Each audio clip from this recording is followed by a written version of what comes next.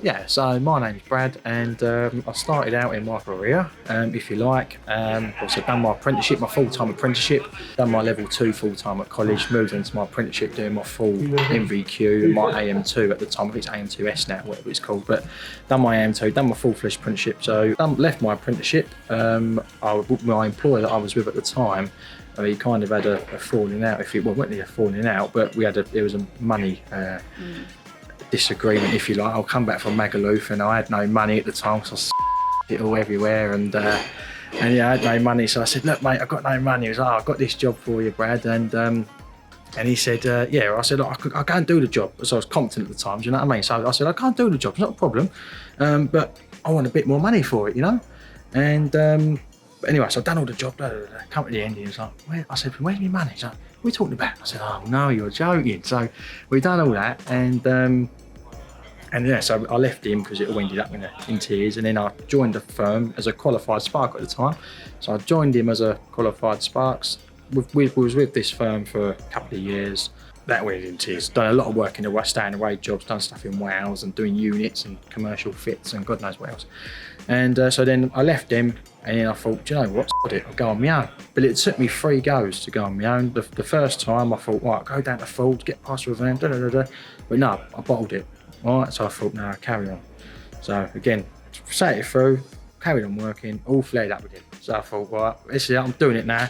So stepped forward, took it a bit further forward, was about to sign the papers, but I didn't, again, bottled it, didn't do it. Third time, that was it, finished it. Took the keys back, and I left. I thought, right, I'm on my own now, what can I do? So obviously I was quite well connected with other electricians at the time, so I started on my career as just being like a subcontractor, just subbing for various different companies, and I was subbing for one company in particular at the time. I was getting the majority of my work from that one company, and obviously I was relying on them quite a bit, and throughout that period I was setting up like little Facebook pages and little bits and pieces just to help me on my journey. And then basically he noticed that I was obviously doing all these bits and pieces, and I think he was, well, yeah, you know, I was doing little jobs here and there, and I don't think at the time the guy didn't like it. So then he said to me, "Right, Brad, this isn't working out. We need to go and do your own thing."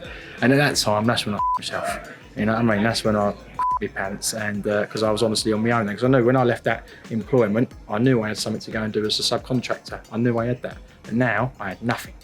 You know what I mean? So done that, and I thought, right. So then I was just doing loads of little local jobs. Do you know what I mean? Passing cards out, leaflets, and then I got on the Nest, the smart home products. I was on the Nest Pro. The Nest Pro listing at the time, and I was doing loads of jobs for Nest. I was getting leads direct from Nest for all smart thermostats, cameras, and God knows, you name it. I was doing it for Nest. And when Black Friday came, my Nest account was ding, ding, ding, ding. It was, honestly, it was mental. And basically, to this day now, when we go around and do jobs for customers, like because I've been BTM for 4 years now, to this day I go back to a job that I've done, and they've got a Nest doorbell, one that I've done, do you know what I mean, all them years ago on my own.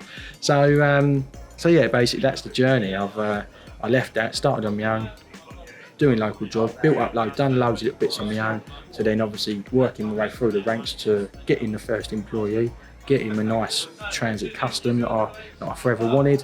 And obviously, yeah, we now use Traderfire, we use Google Drive, we use all these new systems. We've got a couple of vans on the road, got 4 engineers now, and all these new systems that we use is the systems that I've grown into from outgrowing the old systems. It's been a very stressful journey along the way, but obviously, yeah, I've found all the bad bits, if you like, and shuffled through to the good bits, which is hopefully where I am now. But obviously every day is a school day, do you know what I mean? So yeah, I think that's pretty much it, really.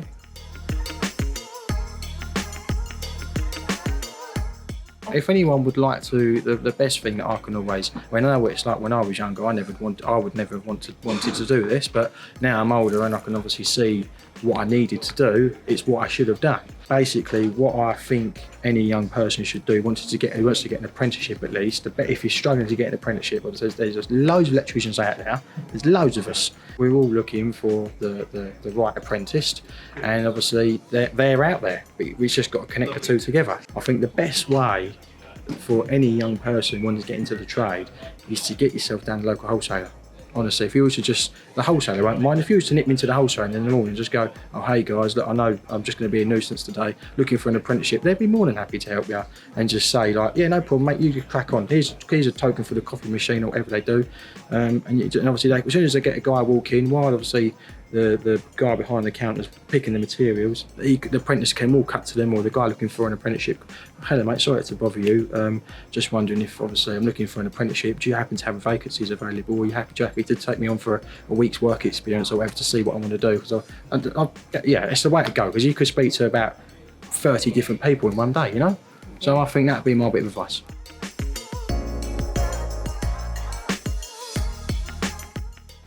So obviously what I think distinguishes us from other candidates is that obviously where I have started up from the ground up, I might have customers from day one, I am quite protective over the whole thing. I am, probably hinders me more than anything, but I'm a bit of a micromanager, and I like to make sure things I check up on people. I like to make sure things are installed to the same way that I would do it if it was me on my own still, because obviously I still like to make sure that things are installed that way.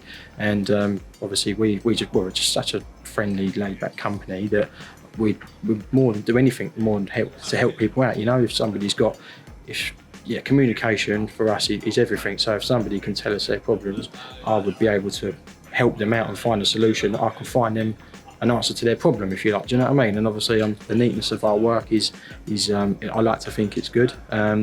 It's always nice when you go back to a fuse board that you done 2 years ago and it's installed to the same standards what we do now, which is what we have. Yeah, I think that maybe sets us back from the rest really. We just like to make sure that things are managed well.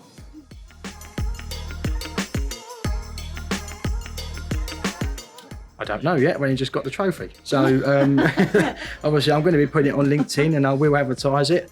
But obviously, yeah, it's obviously good. Hopefully it's going to do me well. Do you know what I mean? Because it's another little avenue, I suppose, of my journey that I've got, and I can hopefully use it. And obviously all the marketing to my advantage. I just got to find the time to do it. Yeah.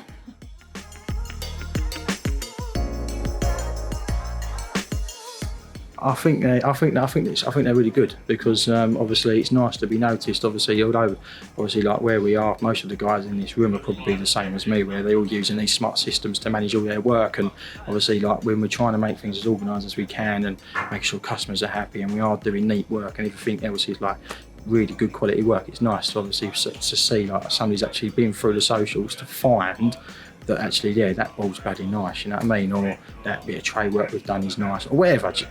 It's always nice to see, because there's obviously installers out there that can just go, they just lash it in and just go, and they're happy with it. But obviously, like me and obviously people in this room, we wouldn't be happy with that. So it's always nice to see that obviously we can stand above the rest, you know? But,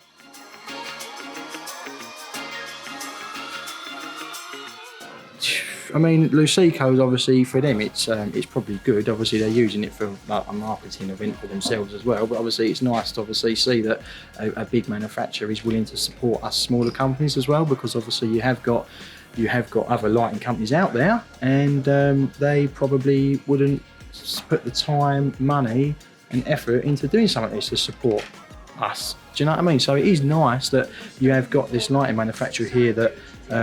We have also got a connection with our local lighting rep as well for Luceco.